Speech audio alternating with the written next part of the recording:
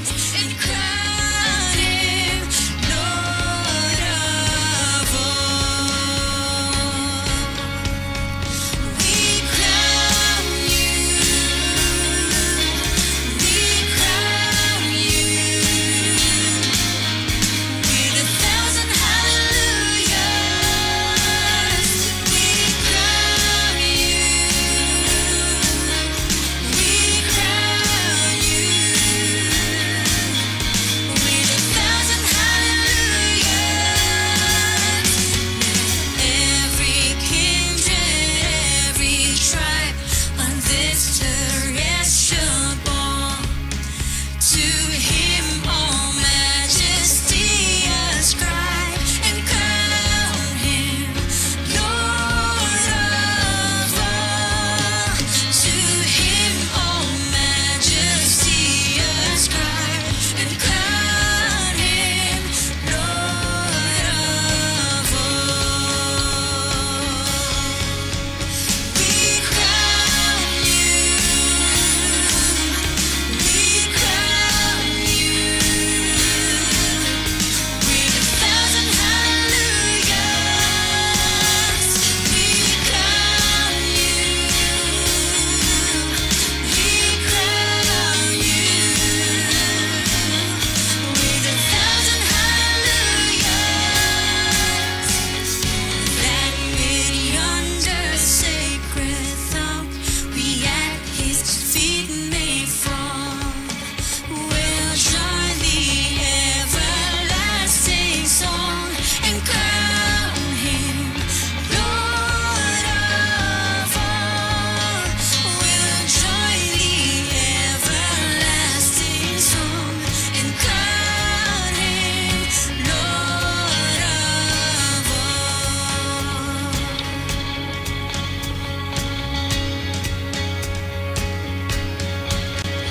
We crown you. We crown you with 1,000 hallelujahs.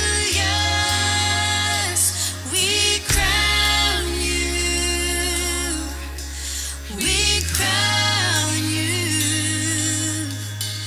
with 1,000 hallelujahs. We crown you. We crown you with 1,000 hallelujahs. We crown you. We crown you with 1,000 hallelujahs. We crown you. We crown you with 1,000 hallelujahs. We crown you. We crown you with 1,000 hallelujahs.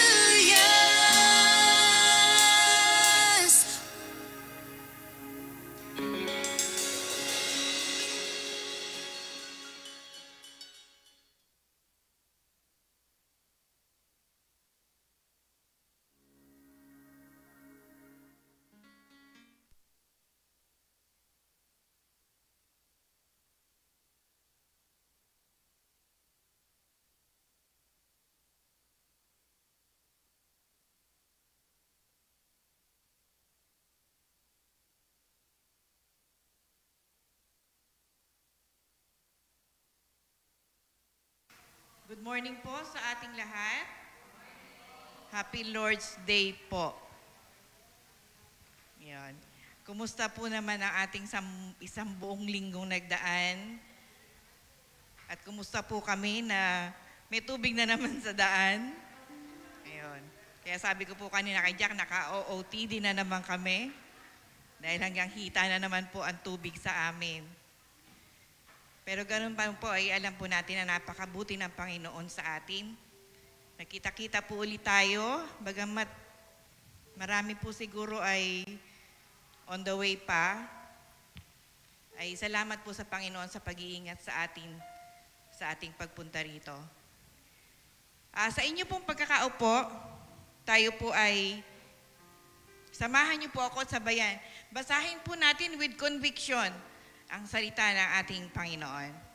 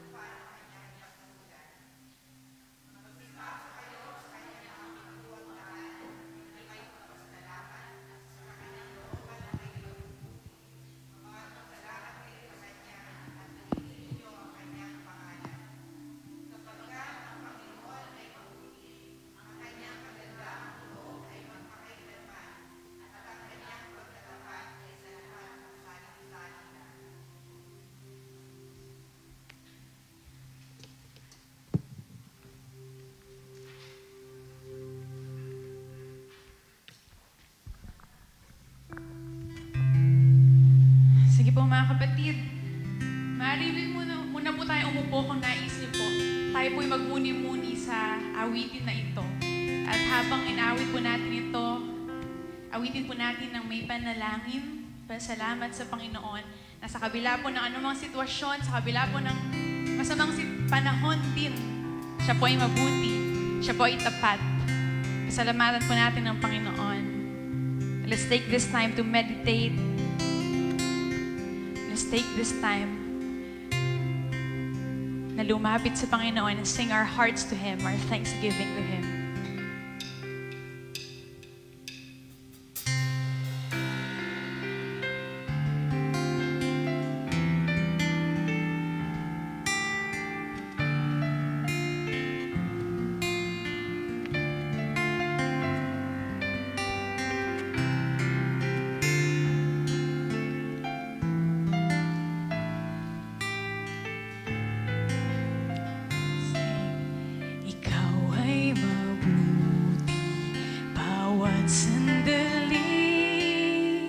Sa habang buhay ay mananatili, hindi mapapawi o may kukubli sa dilim ng gabi.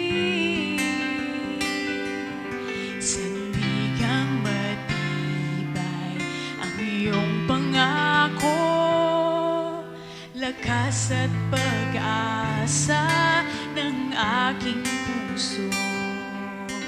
Hindi na mabilang pagkakataon, patunay ng katapatan mo sa dalamhati at sa kabiguan, sa pagluha ng pusong nasugatan, sa pagsubok na iyong pinahihintulutan. Salamat, Panginoon.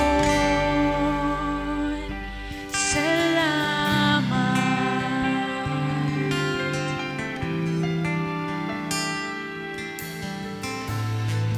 Ikaw ay mabuti, Panginoon.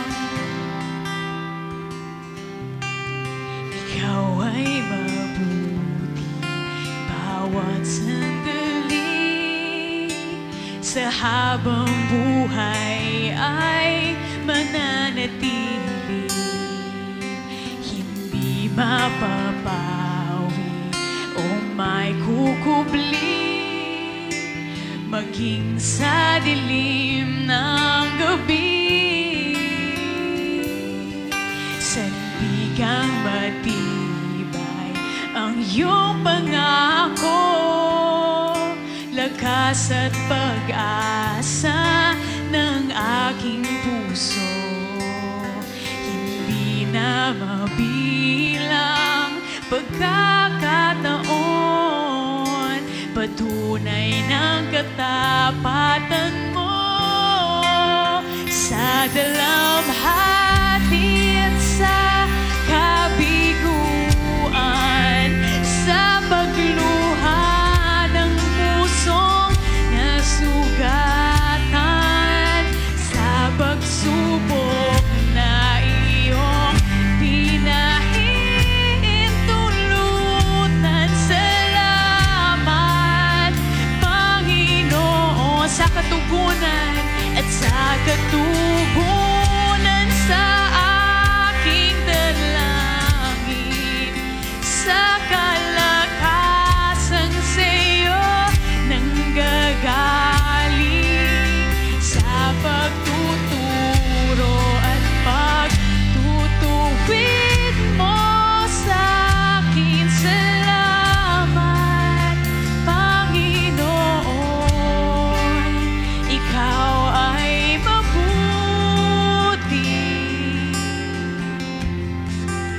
ikaw ay tapat, sa'yo ang papuri at pasasalamat.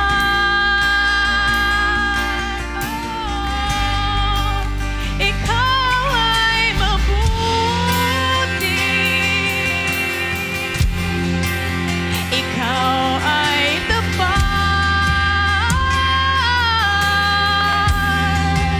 sa'yo ang papuri at pasasalamat sa dalamhati,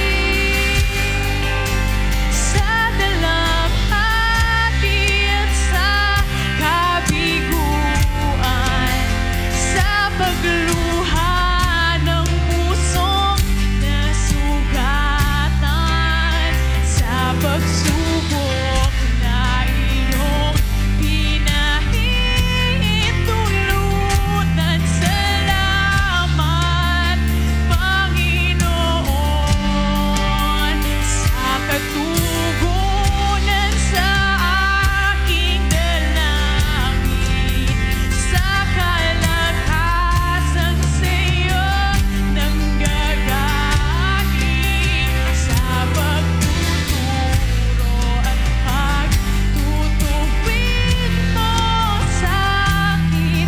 Salamat, Panginoon,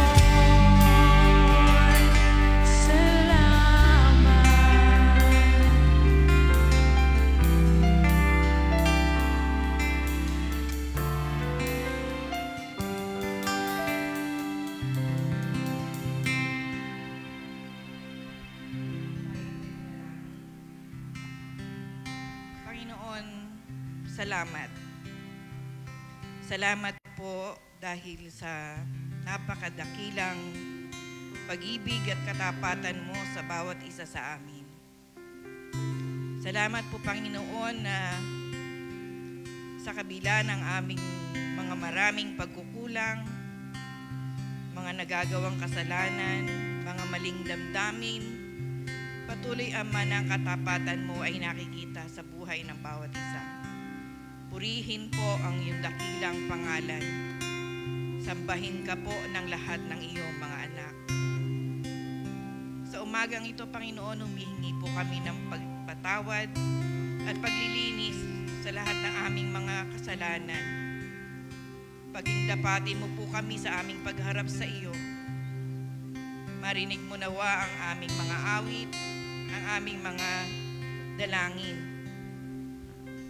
Salamat po dahil sa umagang ito ay narito kami muli upang ikaw ay aming awitan, makipag-fellowship sa aming mga kapatiran, at makinig, Panginoon, ng iyong mensahe. Isang mensahe, Panginoon, na magbibigay sa amin ng lakas, ng encouragement para po magpatuloy sa aming pagsunod at pananampalataya sa iyo. Salamat po sa buhay at kalakasan ng bawat isa, sa mga kagalingan sa karamdaman, katugunan sa mga panalangin namin, sa provision mo po, Panginoon, sa lahat ng aming mga pangangailangan. Salamat din po sa pag-asa na mayroon kami sa iyo. Sa kapayapaan, Panginoon, sa kabila ng mga raming kaguluhan, mga nakakatakot na balita na aming naririnig. Dahil alam namin, Lord, na Ikaw ang may likha ng lahat. Maaaring masukat ng tao ang ulan o ang mga lindol, pero walang makakasukat, Panginoon, sa kapangyarihan mo at sa kaya mong gawin. Kaya po salamat, Lord, dahil kaya namin at pwede kaming magtiwala sa iyo at sa pangako mo. Sinusuko pa namin ang aming mga buhay, ang aming mga sarili, ang aming mga nararamdaman, ang aming mga sitwasyon sa araw-araw na aming buhay. Naway patuloy kami na sumunod sa iyo sa kabila ng lahat. Sundin namin ang kalooban mo sa aming mga buhay sa araw-araw. Nilalapit po namin sa iyo ang lahat ng gagamitin mo po sa gawaing ito. Itago mo po ang lahat sa iyong likuran. Sa iyo lamang ang kredito, Panginoon, hindi kanino man. Maitaas ang pangalan mo sa aming kalagitnaan. At ikaw lamang ang mapurihan, Panginoon, sa buhay ng bawat isa. Salamat po, Panginoon, sa pagdinig sa aming panalangin. Dahil ang lahat ng ito ay nilalapit namin sa iyo sa pangalan ng iyong anak na si Jesus, aming Panginoon at tagapagligtas. Amen. Happy Lord's Day po mga kapatid. Maaari po ba nating palakpakan ang Panginoon na siyang mabuti. Maulang umaga rin po at mabahang umaga, ngunit mabuti po ang Panginoon. And in spite of that, let us rejoice this morning for what privilege we have po mga kapatid. To worship the one true God, to worship the Holy God, na siya pong may hawak na ating mga buhay, na siya pong lahat sa atin. At sa kabila po ng lahat ng ito, siya po ay sovereign. Hindi po lingid sa Kanya ang ating sitwasyon. Siya po ay mabuti at siya po ay karapat-dapat. And because of that, we will worship Him. We will sing to Him this morning. We will rejoice in Him. Tayo po ay umawit. Sambihin po natin ang Panginoon. Gamitin po natin ang mga boses na binigay niya sa atin. To sing to Him. To praise Him.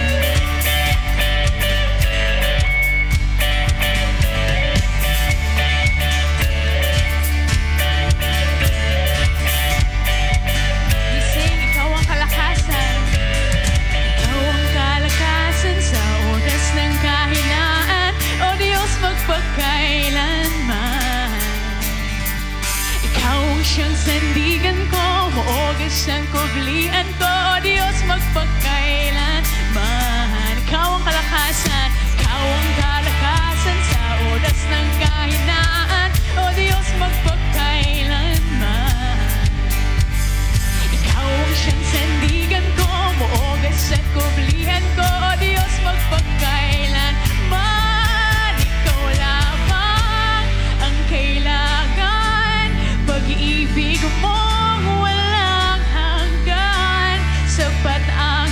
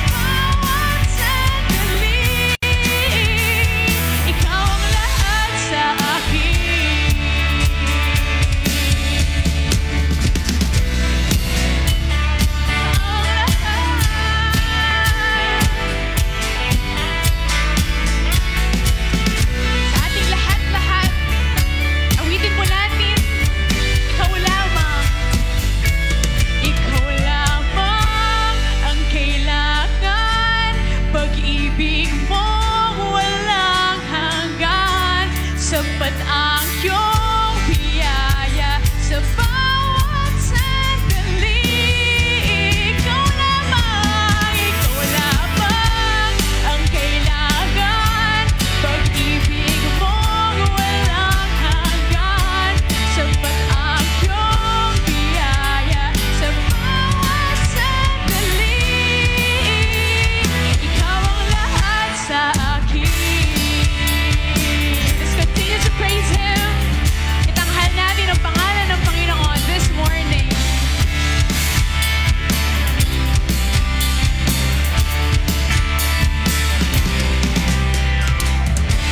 Purihin ang Panginoon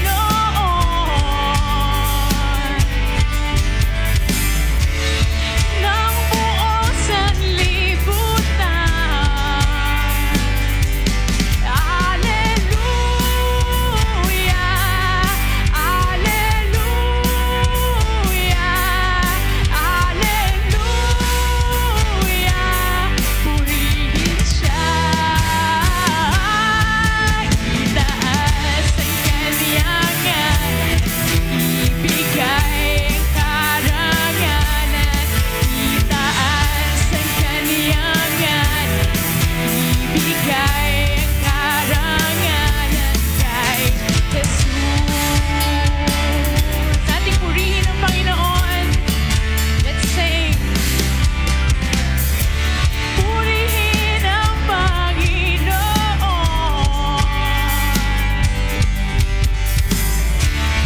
ng buong sanlibutan. Alleluia, alleluia, alleluia, alleluia.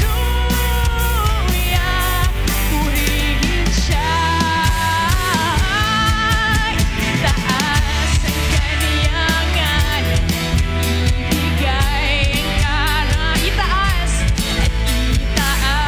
ang kaliyangan, ibigay ang karangalan. Muli pa, itaas ang kanyang ngalan. Itaas ang kaliyangan, ibigay ang karangalan. Itaas ang kaliyangan, ibigay ang karangalan kay Jesus. Itaas ang kanyang ngalan, itaas ang kaliyangan, ibigay ang karangalan. Itaas ang kaliyangan, ibigay ang karangalan kay Jesus. Purihin ka. Tuloy po nating sambahin at papurihan ng Panginoon na siyang tapat, siyang karapat-dapat. At hayaan niyo po na this moment, basahin po natin ang sinasabi sa Romans chapter 5 verses 6 to 11. Let's take time to read this word. Sabi po dito, "For while we were still weak, at the right time, Christ died for the ungodly. For one will scarcely die for a righteous person, though perhaps for a good person one would dare even to die. But God shows His love for us in that while we were still sinners, Christ died for us. Since therefore we have now been justified by His blood, much more shall we be saved by Him from the wrath of God. For if while we were enemies, we were reconciled to God by the death of His Son, much more, now that we are reconciled, shall we be saved by His life." Verse 11, "More than that, we also rejoice in God through our Lord Jesus Christ, through whom we have now received reconciliation." Sabi po dito, ang isa pong tao, siguro, kaya niyang mamatay para sa isang mabuting tao, but God shows His love for us nung tayo po ay mga makasalanan pa. Christ died for us. At ngayon din po, tayo po yung hindi karapat-dapat. Tayo po yung marurumi. Tayo po yung mga makasalanan. Tayo po ay nagkukulang sa ating Panginoon. But we rejoice in this truth. Sa Kanya pong pag-ibig, sa Kanya pong kahabagan. He has reconciled us to Him. Kahit di po natin deserve, He has reconciled us. At ngayong umaga po nito, pasalamatan natin ng Panginoon sa katotohanan na ito na nawa po ay namumuhay sa ating mga puso at isipan. Ang katotohanan ng pag-ibig ng Panginoon na pinakita po niya sa krus ng Kalbaryo for us, unworthy sinners. Let's sing to Him this morning.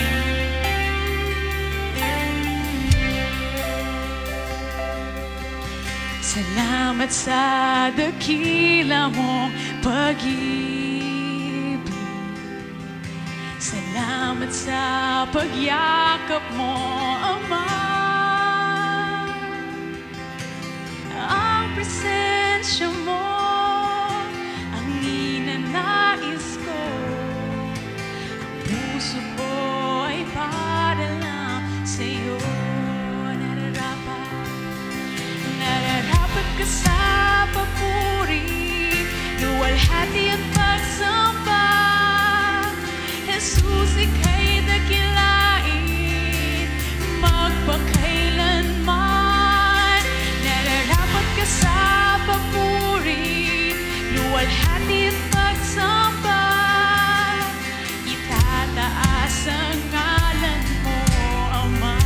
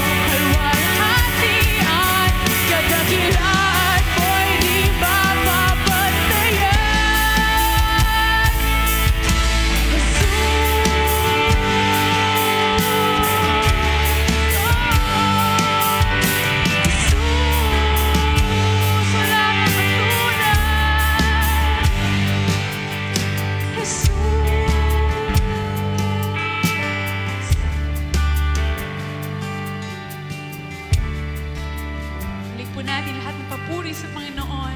Siyang dakila.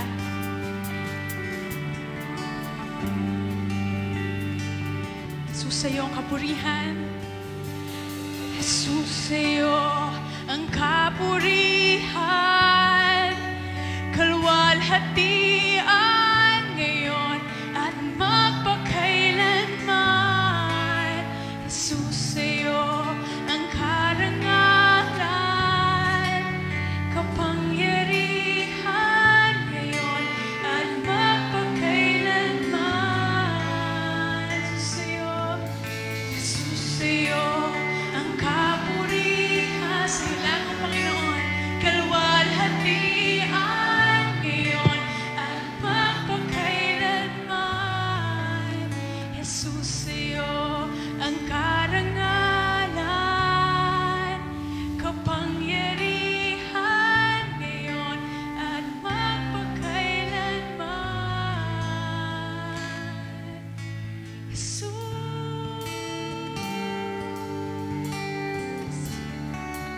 Salamat po, Panginoong Jesus, sa iyong presensya sa aming buhay.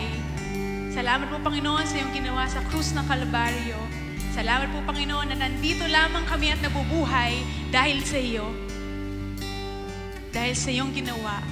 Dahil sa kamangha-manghamong pag-ibig. Salamat po, Ama. And we thank you, Lord, that you hold our lives in your hands. We thank you, Lord, for holding us fast. We thank you, Lord, that you are our high priest. We thank you, Lord, that you are our friend. We thank you, Lord, that you are the sacrificial lamb who was slain in behalf of us. Kami po dapat, Panginoon, yung namatay. Kami po dapat, Panginoon, yung pinarusahan. At kami ba dapat, Panginoon, yung patuloy na nagdudusa.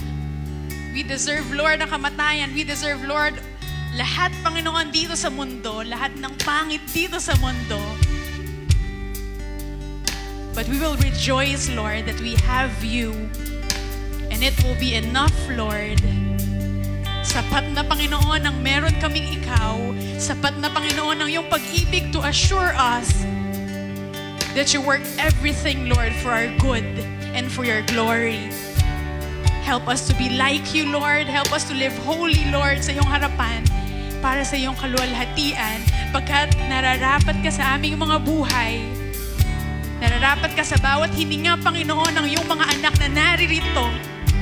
Nararapat ka, Panginoon, sa bawat lakas ng bawat anak mo, Lord, na naririto.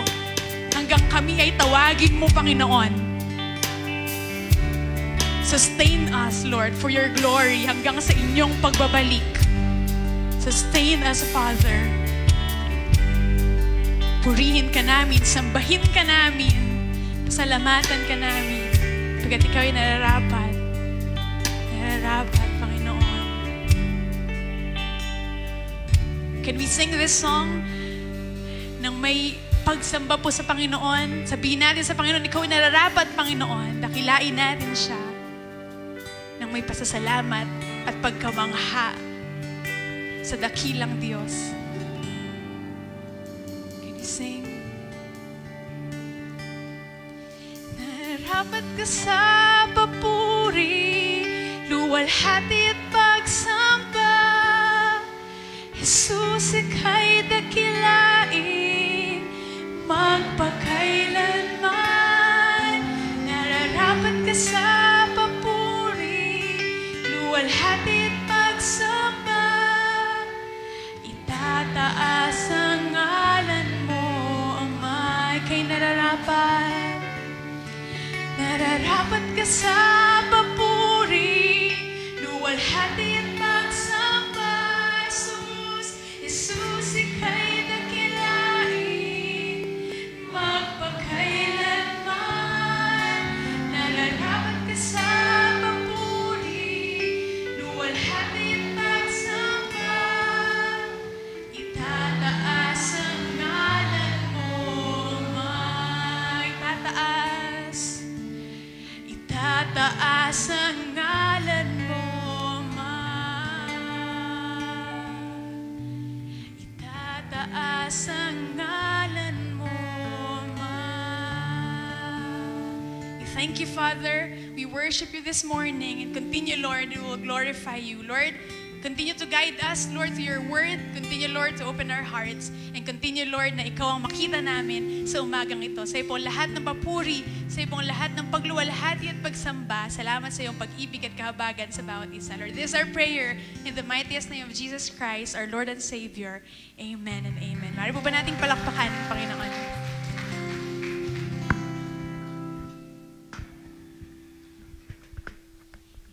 Minsan pa po tayong dumulog sa panalangin.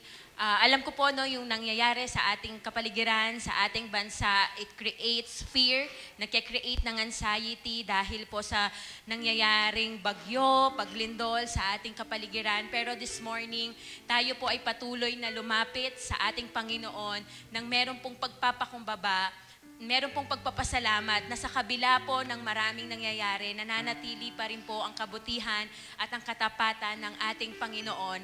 Our prayer this morning is not to twist the will of God, but we will ask for His mercy, for His favor para sa ating bansang Pilipinas. Let us all pray. Father in heaven, we praise you and we glorify your name, Panginoon. Salamat sa aming mga buhay, salamat sa kalakasan, salamat, Panginoon, sa iyong katapatan at sa kabutihan mo sa bawat isa sa amin, Panginoon. Lord, kami po ay patuloy na dumudulog, Panginoon, para sa aming bansa. Lord, tulad po ng aming nasambit kanina, ang aming pong panalangin ay hindi para i-twist ang inyong kalooban, pero ito po ay pakiusap, Panginoon, na hayaan niyo po, Panginoon, na yung bagyo po, please allow, Lord, na itong bagyong ito, Panginoon, ay humina, matunaw, Panginoon, at hindi na po makasalanta pa, Panginoon, sa aming bansa, maging sa ibang bansa pa, Panginoon. Dalangin po namin, Lord, ang kahandaan din po ng bawat LGUs, bawat provinces, Panginoon. Dalangin po namin, Panginoon, na wala na pong buhay, Panginoon, ng masawi. Dalangin po namin, Panginoon, na makapaghanda ng mabuti, ng maayos, at ma-execute, Panginoon, ang pagpaplano na ginawa ng mga LGUs, Panginoon, sa aming bansa. Ama, alam po namin bilang isang bansa, marami po kaming nagawang pagkakamali laban sa inyo. At kami po, bilang inyong mga anak, we stand the gap, Lord God, para sa aming bansa. Patuloy po naming inihingi ng tawad, Panginoon, ang lahat ng ginawa namin bilang isang bansa na nakapagdulot ng kalungkutan, Panginoon, sa inyo.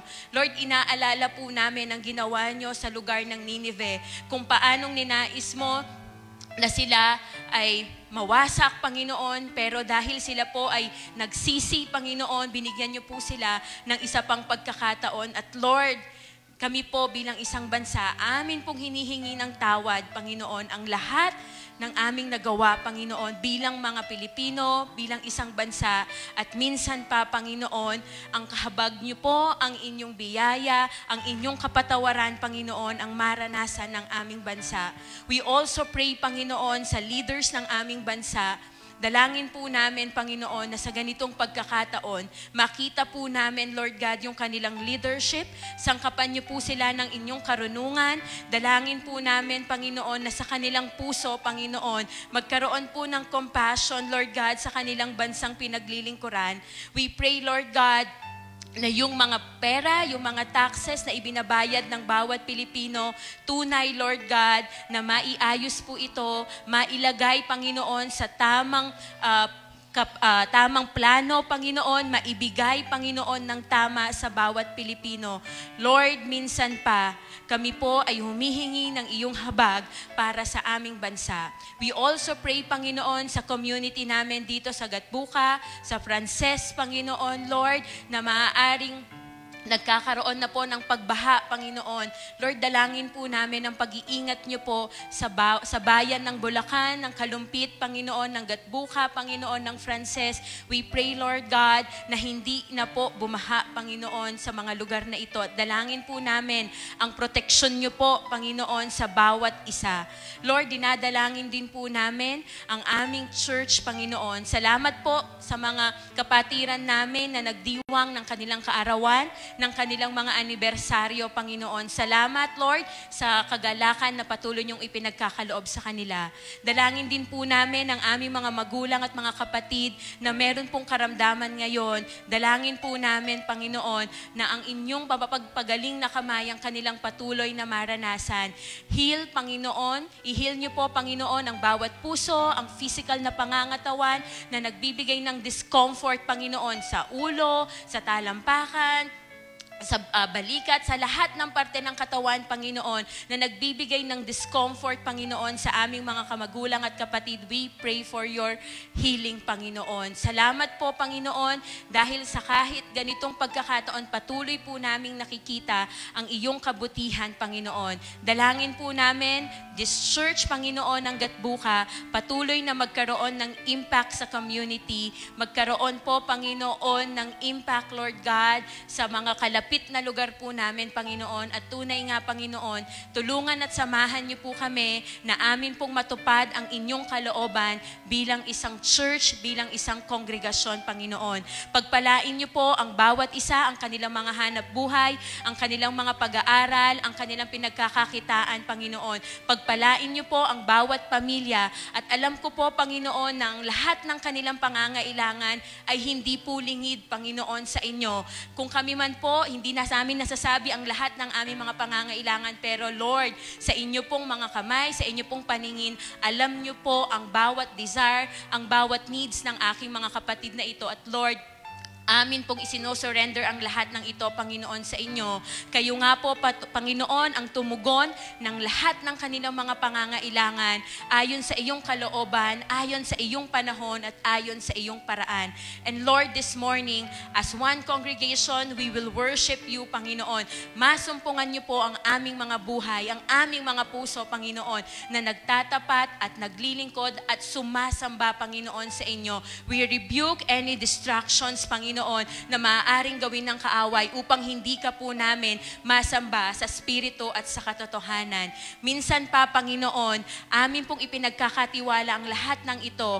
Alam po namin na meron po kaming Diyos na nakikinig at tumutugon sa aming mga panalangin. Kaya ngayon pa lamang, Panginoon, nagpapasalamat na po kami, nagpupuri na po kami, Panginoon, dahil alam po namin, nariyan ka, Panginoon. Salamat, Panginoon, sa kalayaan na patuloy na makasamba, Panginoon, sa iyo. Salamat, Panginoon, sa kalayaan na patuloy na makalapit sa inyong banal na trono. Minsan pa, Panginoon, pinagpapasalamat namin na ang buhay ng bawat isa. Sa inyo po ang mataas na papuri, sa inyo po ang mataas na pagsamba. You deserve, Lord, yung aming pagsamba, Panginoon, sa pangalan ng aming tagapagligtas na si Jesus. Amen. Amen. Pwede pa po bang minsan palakpakan po natin ang ating Panginoon?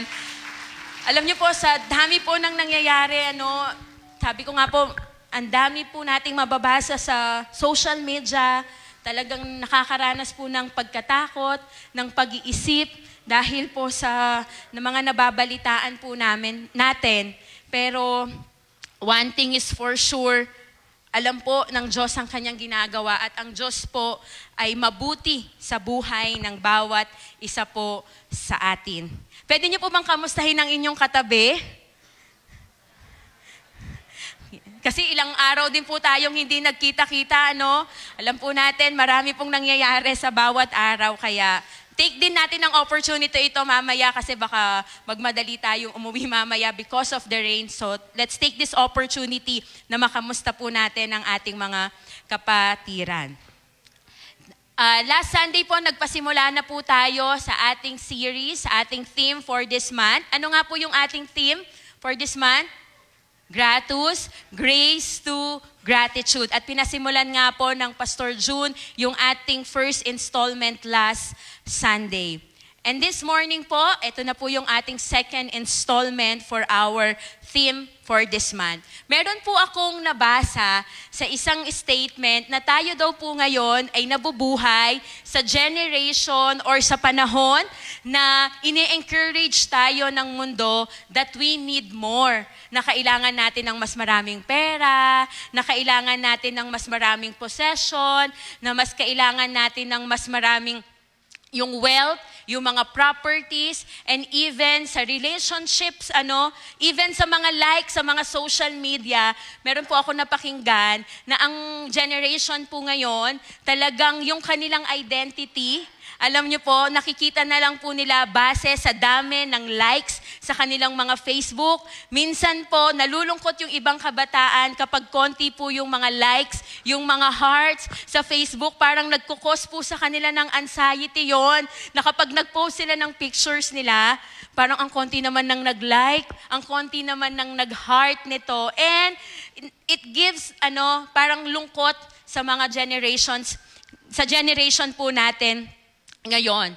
Pero kung titignan po natin yung reality, kahit po pala marami ka ng wealth, marami ka ng possessions, marami ka ng properties sa buhay, meron ka ng narating sa buhay, hindi po pala garantiya yon para maranasan po ng tao yung tunay na kagalakan at yung tunay na contentment na ninanais po natin. Even sa mga celebrities po, di po ba, marami tayong nakikita o naririnig sa news na kahit nasa kanila na ang lahat ng bagay, meron pa rin pong longingness sa kanilang mga puso. So ang nais lang po nating makita ngayong umagang ito, na paano nga po ba natin talaga tunay na mararanasan yung contentment. Kaya ngayong umaga pong ito, for our second installment in our series, Gratus, Grace to Gratitude, we will study po yung gratitude in contentment. Ito po yung pamagat ng ating pag-aaral o pag-uusapan ngayong umagang ito, Gratitude in Contentment. At ang atin pong batayang teksto ay mababasa po natin sa Aklat ng Mga Awit, chapter 16.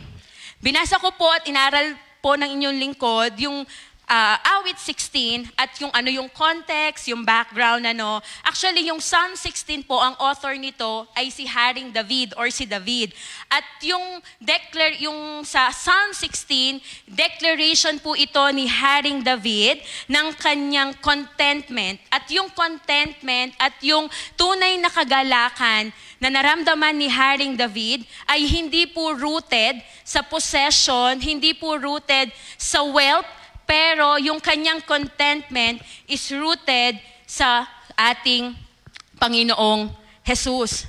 Kaya ngayong umaga pong ito, my prayer is that ang bawat isa po sa atin, kung paano pong naranasan ni David yung tunay na kakontentuhan, yung tunay na kagalakan sa piling ng ating Diyos, ngayong umaga din pong ito po yung ating makita, ito po yung ating maranasan, yung totoong contentment, yung totoong joy, yung totoong satisfaction, kahit sa panahon na mahirap, kahit sa panahon na may mga difficulties, may mga challenges, at makita po natin how powerful yung testimony ng God kung paano po siya nag-work sa buhay ng bawat isa po sa atin.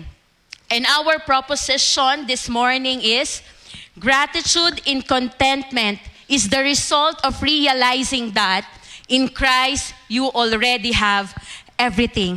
Amen to that lahat ng ating kailangan na kay Kristo na po, na yung tunay na contentment, yung tunay na kagalakan po, ay matatagpuan lang po natin sa ating Panginoon. So the question is, how can we cultivate gratitude in contentment in Christ? Tignan po muna natin yung yung definition ng contentment. Ang contentment po, hindi po siya yung parang hindi siya yung complacent, yung parang kung ano man yung meron ako, okay na to. Hindi siya yung mentality na okay na to, okay na ako. Pero yung contentment po na gusto po nating makita is yung we choose to trust God, we choose to rejoice kung ano man yung meron sa atin. Meron mang kakulangan, meron mang kasaganahan, nandun pa rin yung ating kagalakan sa piling ng ating Panginoon. At pipiliin pa rin po nating maging grateful anuman ang circumstances ng ating buhay.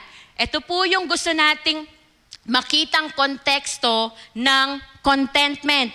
Choosing to trust God, rejoice in His provision, and staying grateful no matter our life circumstances. Whether you are in victory, whether you are in season of defeat, nandun pa rin po yung kagalakan natin sapagkat hindi nakabase yung ating tunay na kagalakan, hindi po nakabase yung tunay nating kakontentuhan or yung satisfaction ng ating buhay based sa ating circumstances, but it is rooted in the presence of our God.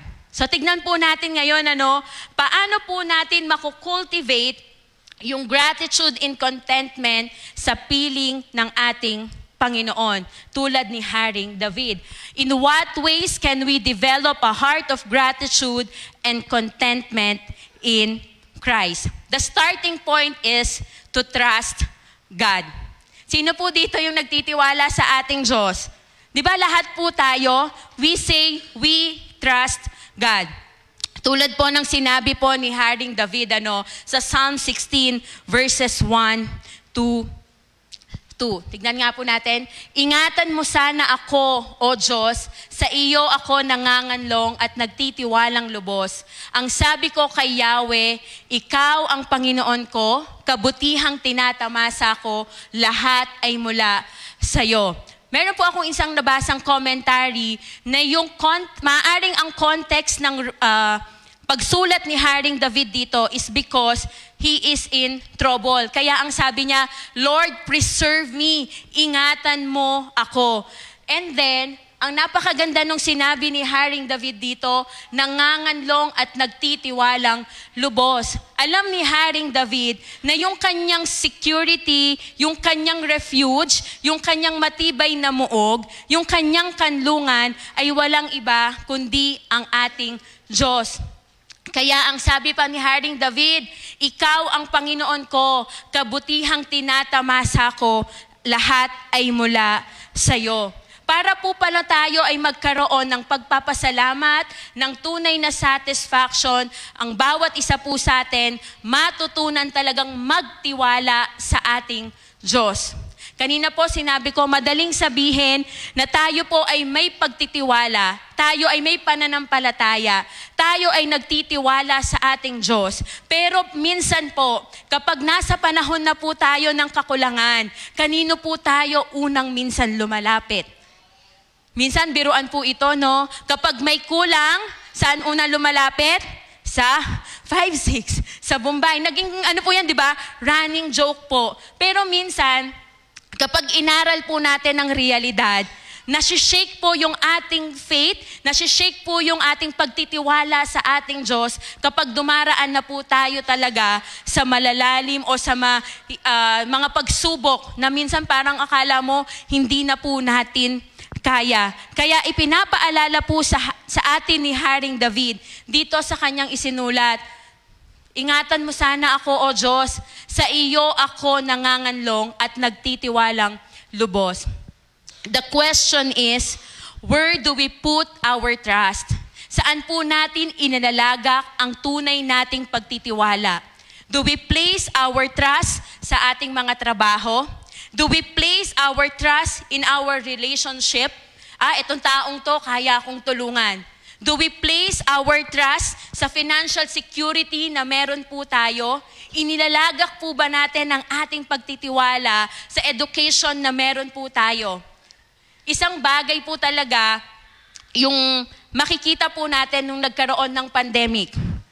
Lahat po ng inaasahan ng tao, trabaho, di ba? Yung finances po nila, lahat yon biglang di ba? Nag-fall. Bakit? Kasi nagkaroon ng pandemic, hindi makalabas. Yung mga tao na umaasa sa kanilang trabaho, sa hindi po inaasahang pagkakataon, na layoff po sila. Nung nagkaroon po ng pandemic, sa aming company, nagkaroon talaga ng retrenchment, nagkaroon ng early retirement yung iba. So habang ina-announce yon, nagkaroon ng memo sa amin, kinakabahan na po ako that time. Kasi, iniisip ko na Lord, pag nawalan kami ako ng trabaho, paano na? Kasi yun lang po yung aasahan namin that time, yung trabaho. Sabi ko, isa po ako dun sa talagang guilty na nag-worry po ako. Na paano kapag in-announce na kung sino po yung malilay off, marerentrench, or yung magkakaroon ng early retirement, kasama ako. Sabi ko, Lord, hindi naman namin alam kung hanggang kailan po yung pandemic. Kaya pag tumutunog po yung cellphone ko that time, ayoko pong sagutin, lalo na pag number, inisip ko, baka HR to.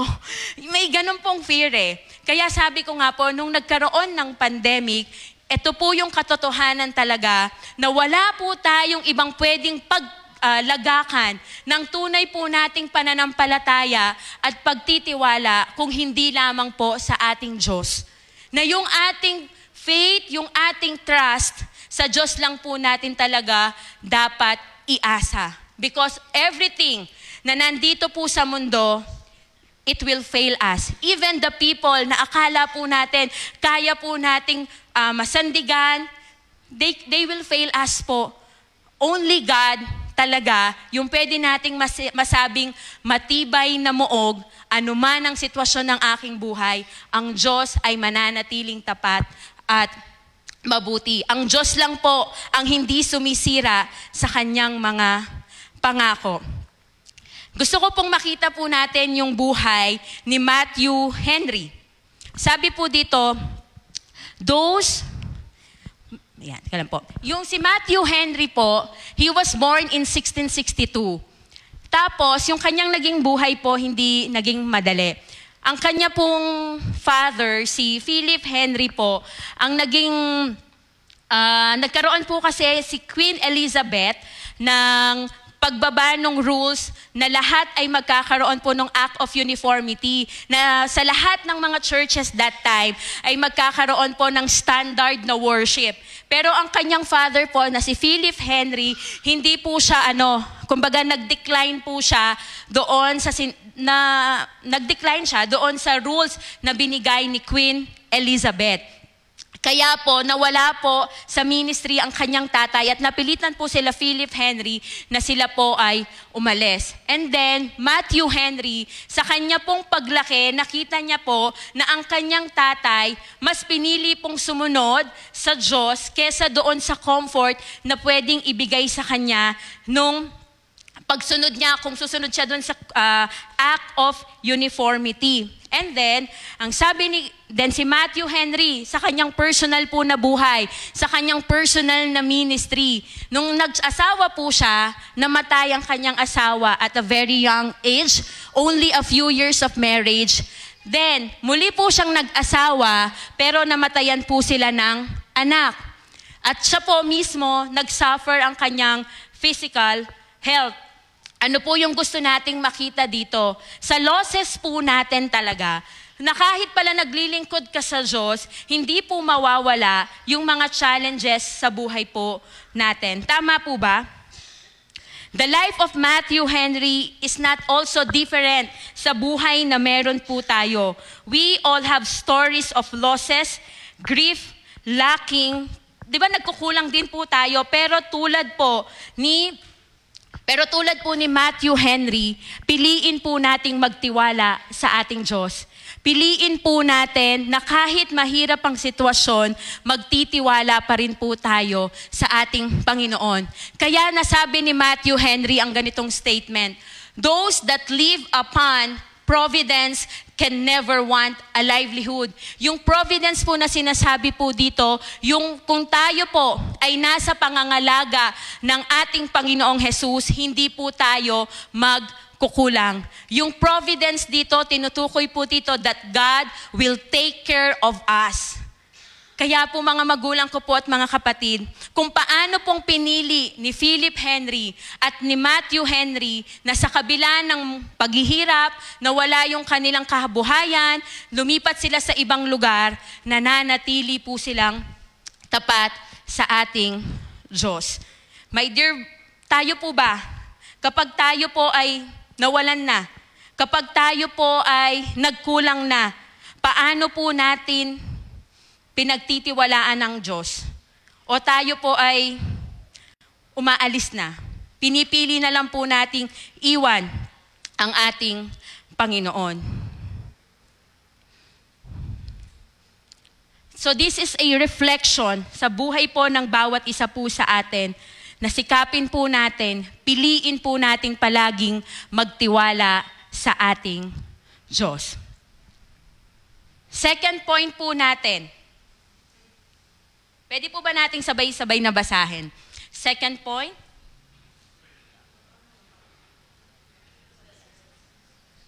Dwell in the presence of God. Awit 16 verses 5 to 6.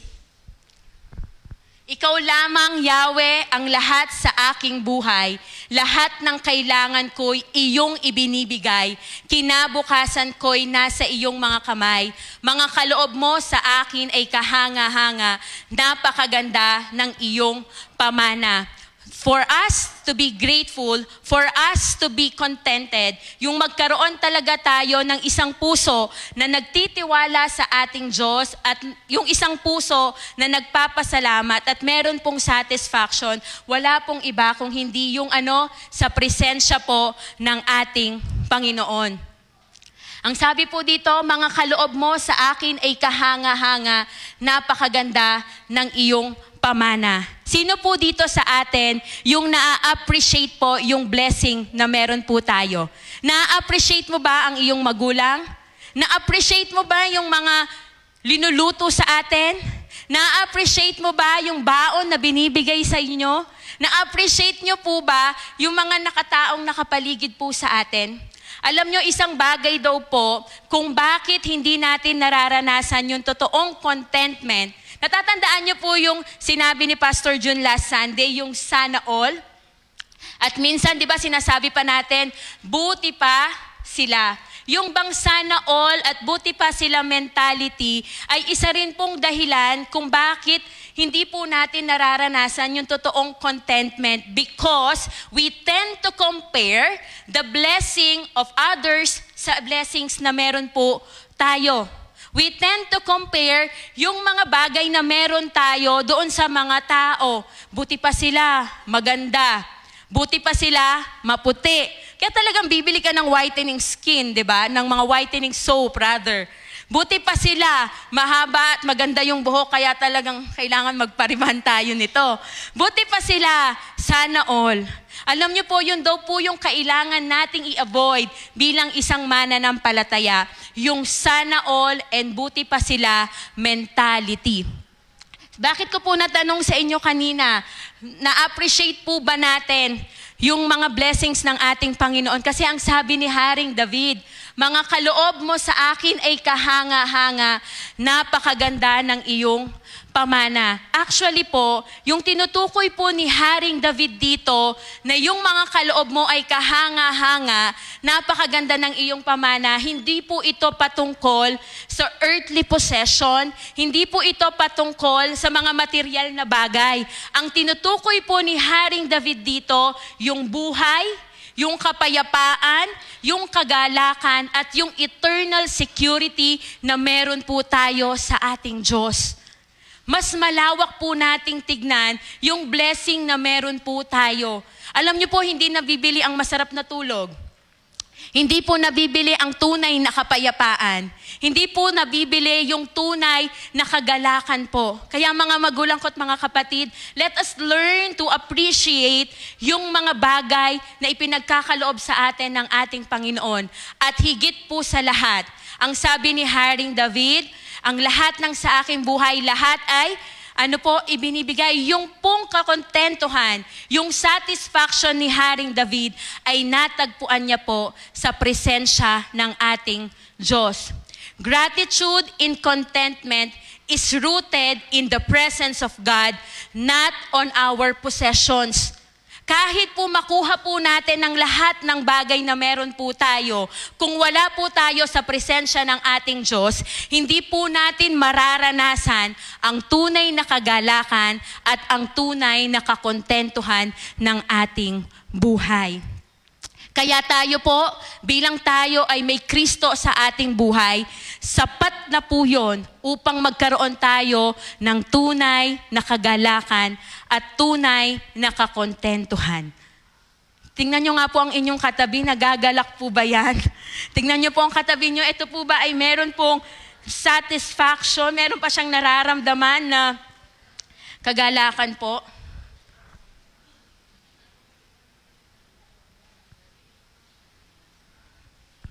Tignan po natin. Una po, ano daw yung po sabi?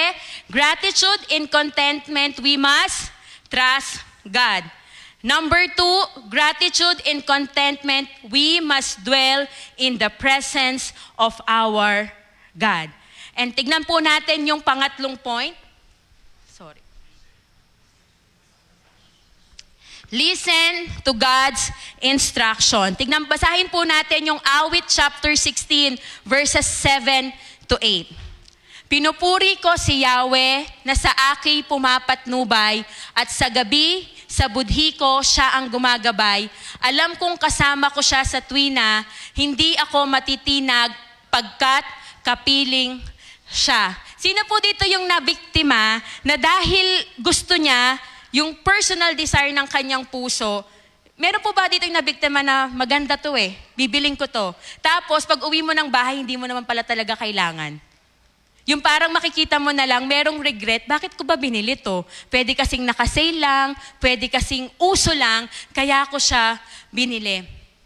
Gratitude and contentment, we must learn to listen sa counsel ng ating Panginoon.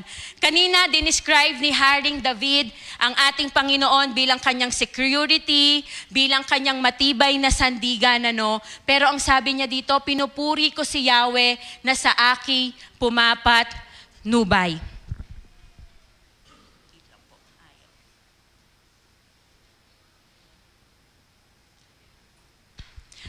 Alam kong kasama ko siya sa tuwina, hindi ako matitinag pagkat kapiling siya. Alam niyo po, isa po sa mga artist na sinusundan ko po ay ang buhay ni Whitney Houston.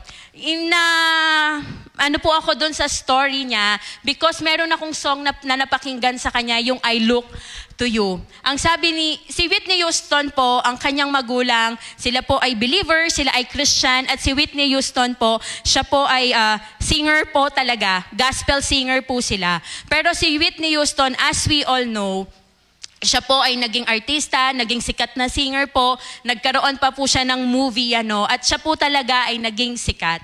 Unfortunately, si Whitney Houston po, siya ay nalulong sa paggamit ng masamang, marijuana, cocaine, even sa mga pills na talagang naging cause para yung kanyang boses, mag-decline din yung kanyang health.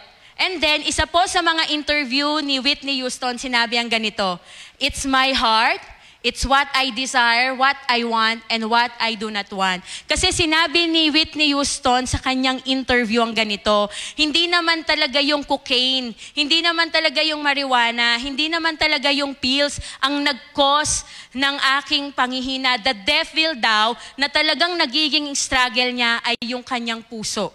Kasi mas pinipili niyang sundin kung ano yung kanyang nararamdaman, yung desire ng kanyang puso, ano yung gusto niya, at ano yung mga bagay na hindi niya gustong gawin.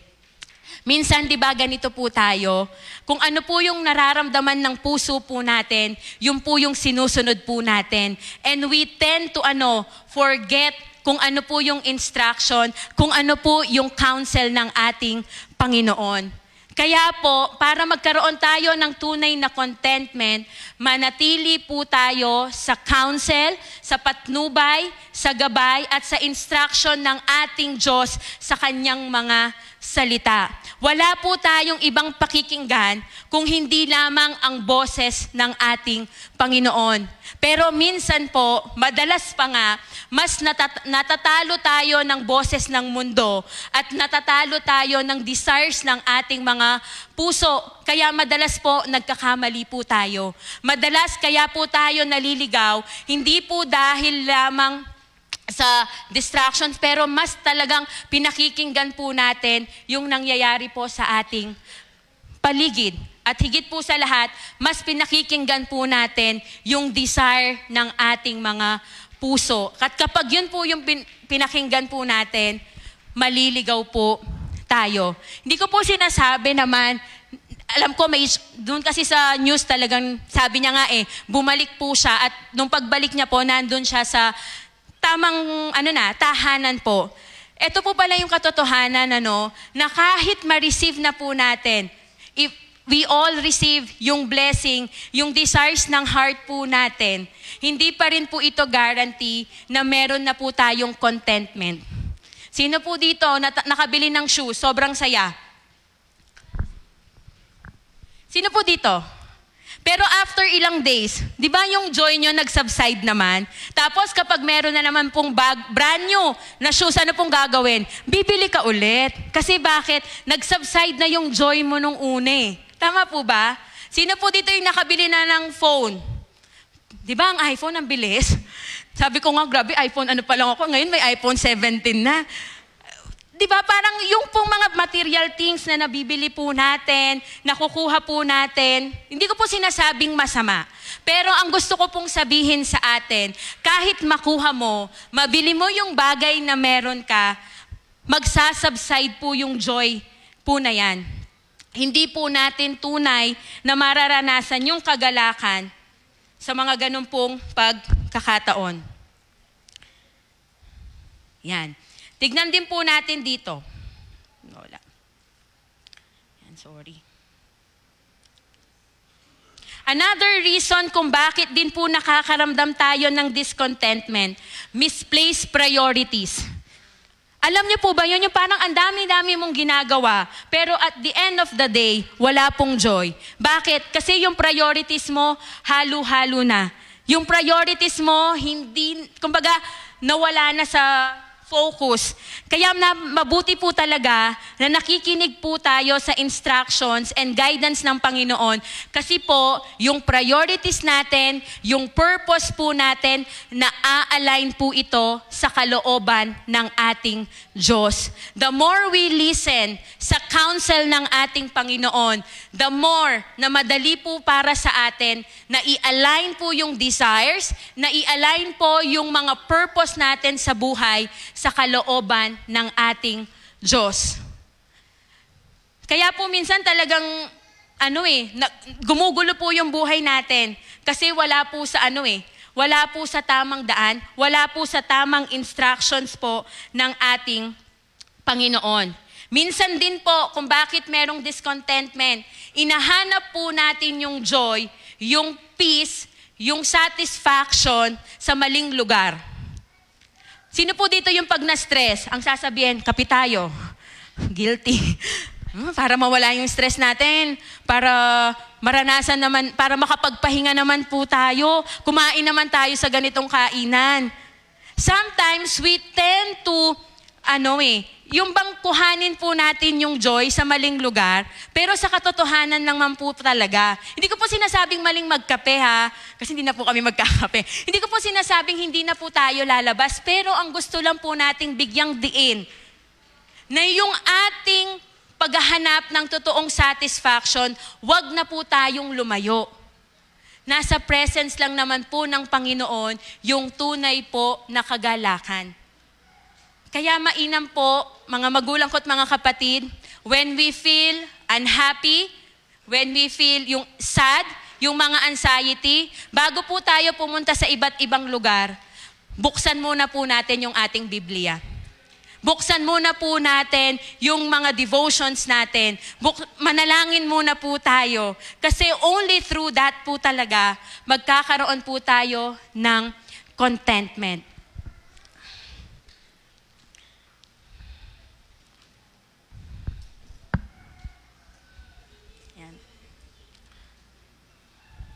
When we listen to the counsel of God, we are able to align our desires and our purpose with His will.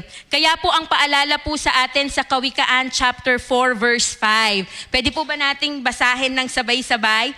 Magpakarunong ka at kumuha ng unawa. Huwag mong kalimutan ang aking mga salita. Nu'y lumihis ka sa mga ito. Again, if we want to be grateful, kung gusto po nating maranasan ang tunay na kakontentuhan, wag po nating kalilimutan, wag po tayong lumihis sa salita ng ating Diyos. Wag po nating sundin yung dikta ng ating puso, wag po nating sundin yung emotions po natin kasi maliligaw po tayo. Hindi ko po sinabing wag na tayong mag-enjoy, but really, yung enjoyment po natin kuhanin po natin sa Word of God, kung ano po ang sinasabi ng salita ng ating Panginoon.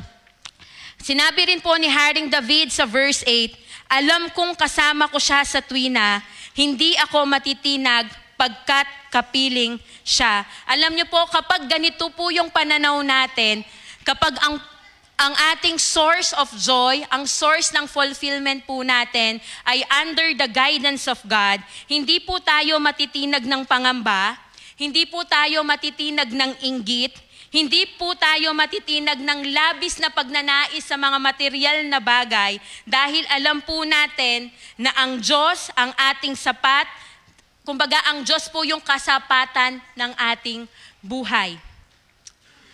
Again, let us, listen to God's instruction. Huwag po tayong hihiwalay, huwag po tayong lilihis sa salita ng ating Panginoon. Ano nga daw po yung una? In what ways we can cultivate gratitude and contentment? Number 1 is to trust God. Number 2, to dwell in the presence of God. Number 3 po, listen to God's direction. And number 4 po, hope beyond present circumstances. Last Sunday po, di ba, ang binanggit ni Pastor June is we look beyond the circumstances ng ating buhay. Ang sabi po sa Awit chapter 16, verses 9 to 11. Kaya't ako'y nagdiriwang, puso't diwa ko'y nagagalak, hindi ako matitinag sapagkat ako'y panatag. Verse 10, pagkat di mo tutulutang ang mahal mo ay masadlak, sa daigdig ng mga patay at doon ay maaagnas. Ituturo mo ang landas na patungo sa buhay, sa piling mo'y madarama ang lubos na kagalakan, ang tulong mo'y nagdudulot ng ligayang walang hanggan. Notice niyo po yung mga words na ginamit ni Haring David. Nagdiriwang, nagagalak, panatag po siya, meron po siyang kagalakan. Sapagkat, lahat ng to, ang kanyang ultimate source of joy ay ang ating Panginoong Jesus. Ginamit po ni Haring David yung nagagalak ako, natutuwa ako, even nasa panahon po siya ng death, even sa panahon ng hardship, nagawa pa rin pong magalak ni Haring David. Hindi po naglugmok si Haring David sa kanyang mga problema. Hindi po nalugmok si Haring David sa mga maaway, sa mga humahabol sa kanya. Pero si Haring David, talagang meron siyang kagalakan. Hindi sa mga bagay na meron siya, pero kung sino ang nasa kanyang puso, at yun po ang ating Panginoon. And ito pong verse 10, pagkat di mo tutulutang ang mahal mo ay masadlak sa daigdig ng mga patay at doon ay maagnas. Ito po ay foreshadow ng resurrection ng ating Panginoong Jesus. Inihula na po, alam po ni Haring, yung prophecy po ni Haring David na ang Panginoong Jesus ay muling mabubuhay. Basahin po natin yung sinasabi po sa mga gawa or sa Acts chapter 13, 35 to 37. At sinabi rin niya sa iba pang bahagi, hindi mo hahayaang makaranas ng pagkabulok ang iyong banal.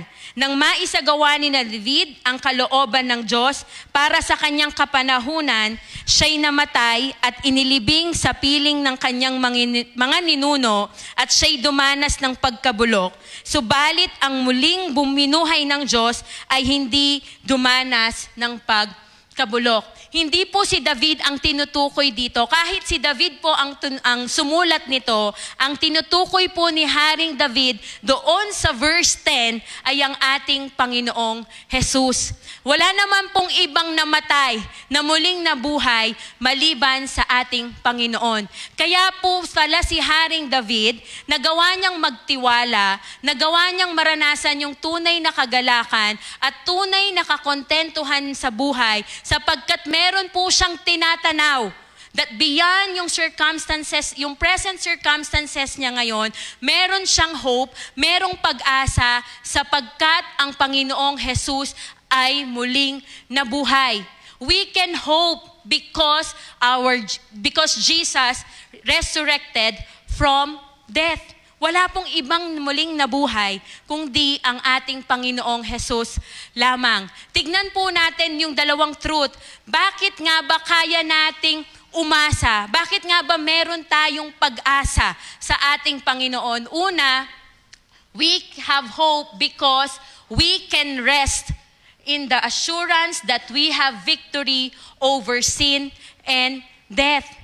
Kaya pala sabi ni Haring David, magtitiwala ako, nagagalak ako, kasi alam ni Haring David na meron po siyang pag-asa, meron po siyang victory over sin and death. Yan po natin.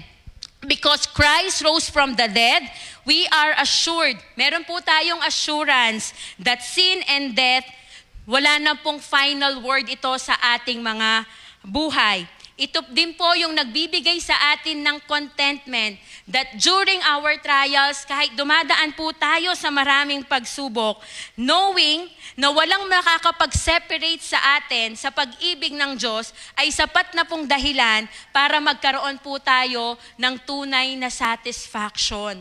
Sabi po nila dito sa mundo, wala daw forever. Pero sa Panginoong Jesus, mararanasan po natin yung pag-ibig na pang matagalan o yung forever. Basahin po natin yung sinasabi sa Romans chapter 8, 38 verse 39. Sapagkat natitiyak kung walang makapaghihiwalay sa atin sa kanyang pag-ibig, kahit ang kamatayan o ang buhay, ang maanganghel o ang mga pamunuan, at ang mga kapangyarihan, ang kasalukuyan o ang hinaharap, ang kataasan o ang kalaliman, o alinmang nilalang ay hindi makapaghihiwalay sa atin sa pag-ibig ng Diyos na ipinagkaloob sa atin sa pamamagitan ni Kristo Jesus na ating Panginoon.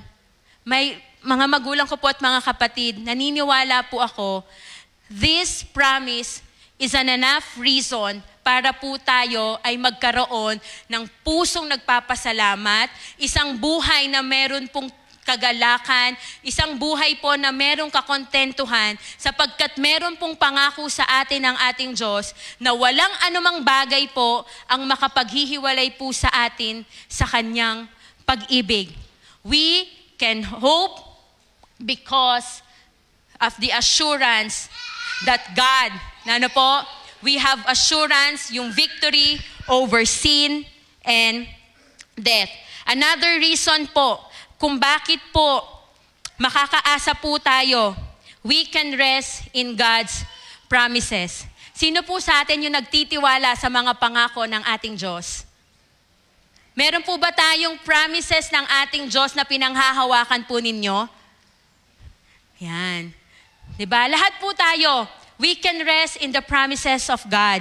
Yung empty tomb, yung pong libingan, wala na po ang Panginoong Jesus dun eh. Di ba nung sinabi ni Jesus, I will rise again, muli akong mabubuhay, at nangyari po yon. So ano po yung truth na gusto po nating makita dito? Nung sinabi ng Panginoong Jesus, mabubuhay akong muli at siya ay nabuhay, we can rest na lahat ng promises ng ating Diyos ay mangyayari po sa ating buhay. Kung ang pangako ng Panginoon, He will provide for you, He will provide for you. Kung ang pangako ng Panginoong Jesus sa atin, He will heal you, pagagalingin ka ng Panginoon. Kung ang promise po ng Panginoon, He will restore you, God will restore you. Sapagkat ang Panginoon po ay hindi tao na nangako na hindi po tumutupad. Ang Panginoong Jesus po, kapag nangako, ginagawa po niya. Kaya nga po, we have hope beyond our circumstances. Na anuman ang ating sitwasyon sa ating buhay ngayon, meron man tayong kakulangan, meron man pong losses, meron man pong pagkukulang, nasa season man po tayo ng victory, ang Diyos po, yung kanyang mga pangako, nananatili pong tapat. So gratitude and contentment, let us hope doon sa mga pangako ng ating Panginoon. Alam ko po sa maraming nangyayari sa paligid po natin, minsan parang ang hirap pong magpasalamat, ang hirap pong maranasan yung tunay na kagalakan, pero ngayong umaga pong ito, pinapaalala minsan pa po na kung naranasan po ni Haring David yung tunay na satisfaction, yung tunay na contentment sa buhay po niya, kahit sa panahon na mahirap, kahit sa panahon na marami pong gustong pumatay sa kanya, alam ko po, mararanasan din po natin yon kung una po, we will trust God, we will dwell in the presence of God, we will listen to His direction, and we will hope beyond our circumstances. Gusto ko rin pong bigyan diin yung sinabi po dito, no? Sa ating conclusion po. Yan. Hindi ko po yata nailagay dyan, ano? Yung conclusion po natin. Yung sinabi ni Haring David kanina, yung chosen portion. Sa English po kasi, the Lord is my chosen portion and my cup. You hold my lot. Dito ko po gustong tapusin yung ating mensahe ngayong umagang ito. The Lord is my chosen portion and my cup. You hold my lot. Sa literal meaning po ng chosen portion, ito po yung pagpili po natin. Halimbawa daw po, sa isang handaan, marami pong nakahain na pagkain. May adobo, may paksiw, may lechon, may kare-kare. Kung ano po yung pinili nyo po, yun po yung bagay na magsasatisfy sa cravings mo. But in a biblical context po, yung chosen portion means the one you chose above all else to satisfy and sustain you. Kaya nung sinabi po ni Haring David, Lord, you are my portion. Ang ibig sabihin po nito, pinili po ni Haring David ang Panginoong Jesus para tugunan yung kanyang buhay, para masabi po niya na, Lord, you are my satisfaction. Sa atin po, maraming i-offer ang mundo. Be it wealth, be it power, be it possession, pero sana po, tulad po ni Haring David, palagi po nating piliin ang Panginoong Jesus. Tulad po ng nasabi ko kanina, lahat ng meron po dito sa mundo, earthly possession, secondary lang po yan. Pero ang tunay na magpupuno ng ating buhay, ang tunay po na magpupuno ng tunay na kagalakan, yung tunay na contentment, yung tunay na satisfaction ng ating buhay, wala pong iba kundi ang ating Panginoon. Only God can satisfy the deepest longing of your heart. Only God can satisfy the deepest needs ng atin pong buhay. Only God Himself can satisfy your life. Wala na pong iba. Ang Diyos po ay sapat. Ang Diyos po ang ating tunay na kayamanan. Let us recognize that everything we need in life can only be found in God. Wala na po tayong ibang hahanapin pa kung hindi po ang ating Panginoon. The Lord, no matter what the world offers, wealth, pleasure, power, or relationships, let us choose God because He is more than enough. Ang Diyos po ang ating buhay, ang Diyos po ang ating kasapatan, at ang Diyos po ang tunay nating kayamanan. Kaya nagagawa po nating magpasalamat, magagawa po nating maranasan ang tunay na buhay sapagkat ang Diyos ang siyang magpupuno ng lahat sa ating buhay. Magandang umaga po and God bless us all.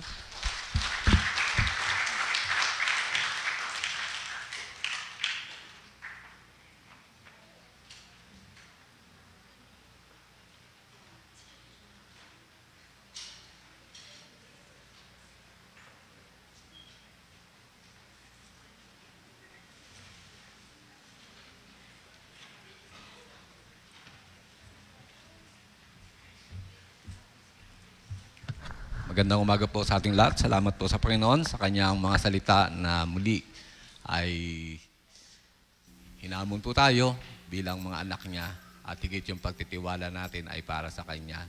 Di na po sa atin bago yung ganitong pagkakataon na tayo po ay magbabalik ng mga pasasalamat na ipinagkaloob ng Panginoon sa bawat isa sa atin at higit kung papaano na ang Diyos po ang lahat ng pinagmulan ng lahat ng ating mga tinatangkilik o mga tinatanggap man sa ating mga buhay.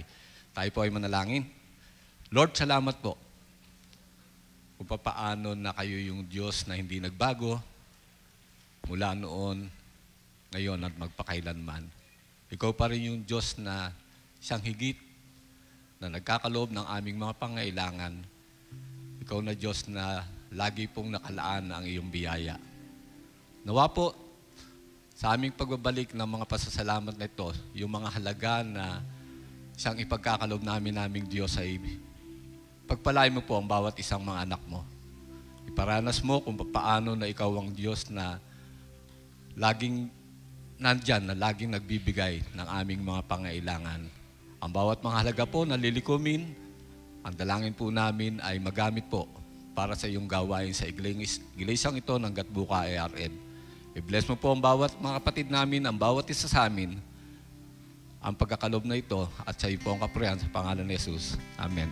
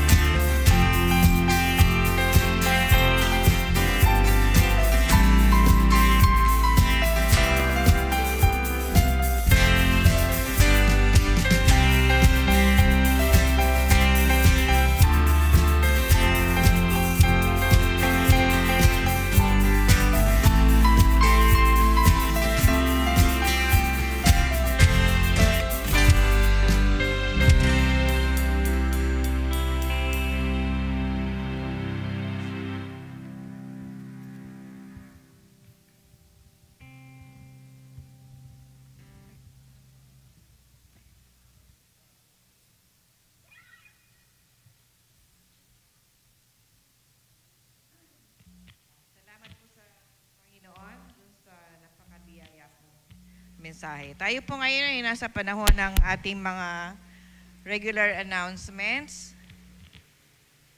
Ang ating pong midweek service every Wednesdays at 7 p.m. dito po sa ating church. Inaanyayahan po ang lahat na dumalo. Ganon din po yung ating Dawn Watch every Saturdays by area. At ang last Saturday po of the month is dito po ay meron po tayong corporate Dawn Watch. Pag Sunday po, ang ating worship service, 8 a.m. Ang junior worship po ay 8:30 doon po sa ibaba sa ating mga bata. At ang ating pong mission every Sunday po at 3 p.m. Inaanyayahan din po lahat po na kasali po doon sa mga life group ay atinan po natin yung mga life group po natin. At salamat po doon sa ating pong bulaklak bilang handog po ni Thea and Caleb regalado para sa kanilang karawan. Ang buong iglesia po ay nakikisaya po sa lahat ng sumapit sa kanilang mga karawan at sa mga nagdiwang ng kanilang wedding anniversaries. Kung meron pa pong mga additional announcements ay inaanyayahan po dito sa harap.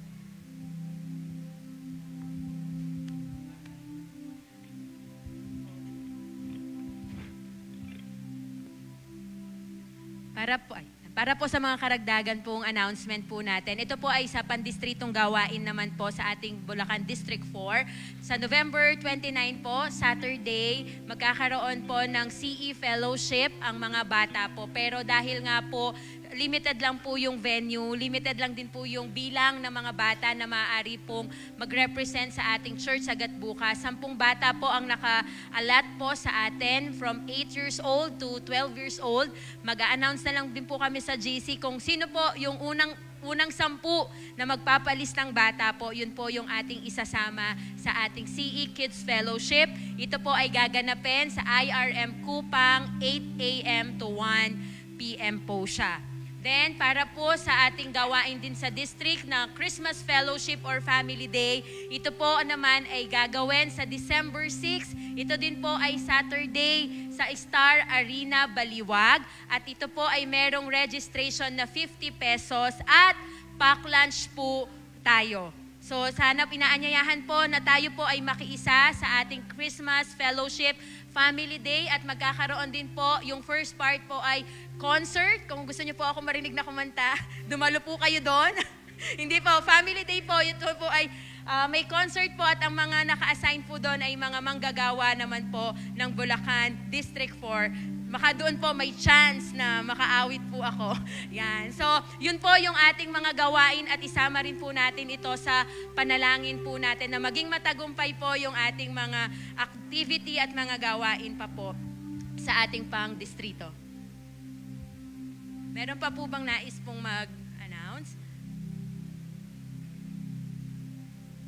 So, kung wala na po, inaanyayahan po na lahat ay tumayo at awitin po natin ang Praise God from whom all blessings.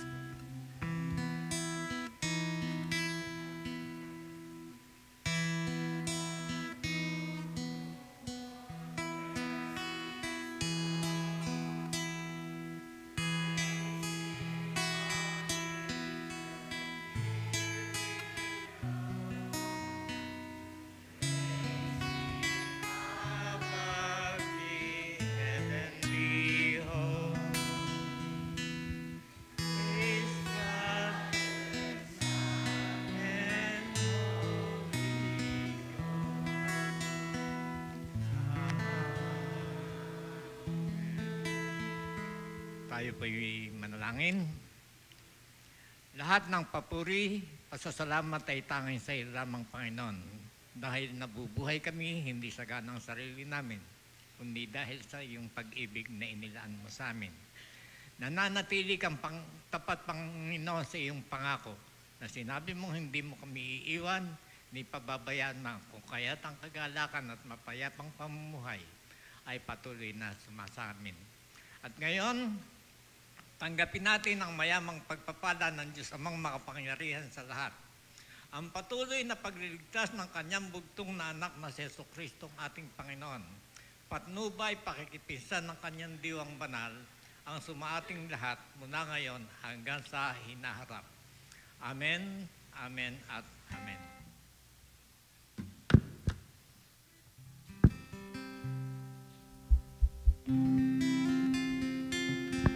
Magandang umaga po sa inyo lahat and Happy Lord's Day po.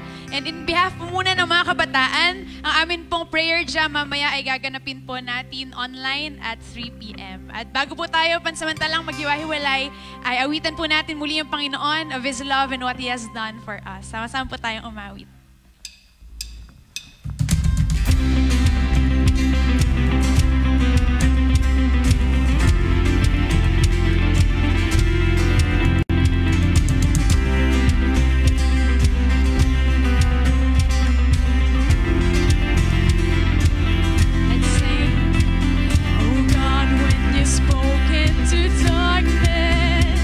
And said, let there be, and it was.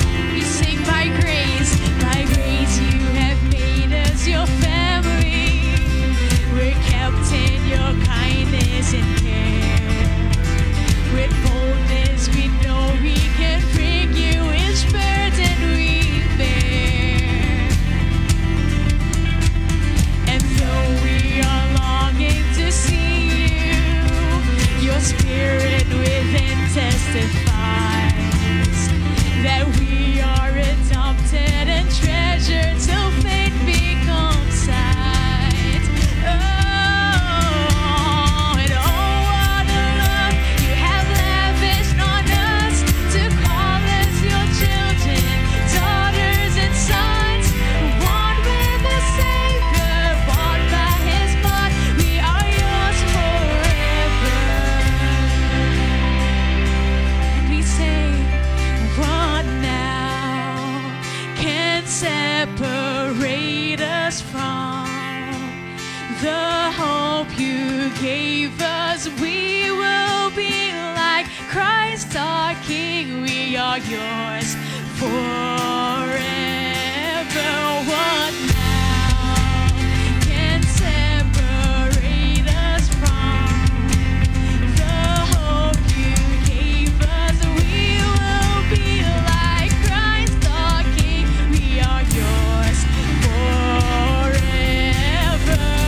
And oh, what a love you have lavished on us to call us your children, daughters and sons, born with the Savior, bought by His blood. We are yours forever. Oh, what a love you have lavished on us to call us your children, daughters and sons, born with the Savior, bought by His blood. We are yours forever. And we sing, and oh, what a love you have lavished on us to call us your children, daughters and sons, born with the Savior, bought by